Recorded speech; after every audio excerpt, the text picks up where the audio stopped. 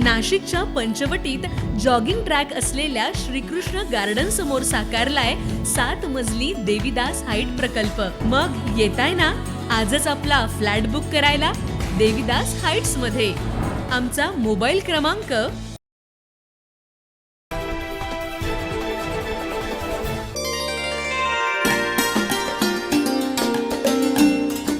साधू संतांची पर्वणी असलेल्या सिंहस्थ कुंभमेळा अगदी तोंडावर येऊन ठेपला।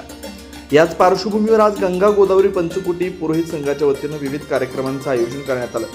सकाळी शहरातील रामकुंडावर राज्याचे जलसंपदा तथा कुंभमेळा मंत्री गिरीश महाजन यांच्या प्रमुख उपस्थितीत आणि नाणीसधाम येथील स्वामी नरेंद्राचार्य महाराज यांच्या शुभ हस्ते सिंहस्थ ध्वजस्तंभाचं पूजन करण्यात आलं।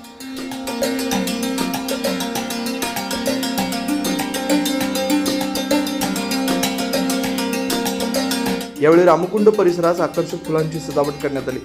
या कार्यक्रमानिमित्त गोदावरी 350 क्युसेक्स पाणी सोडण्यात आलं।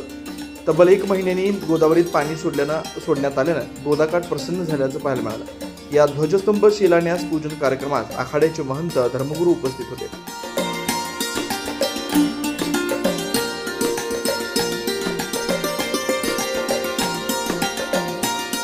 9 न्यूज महाराष्ट्रासाठी अनिल केदारेसह इसाक कुरेशी, नाशिक।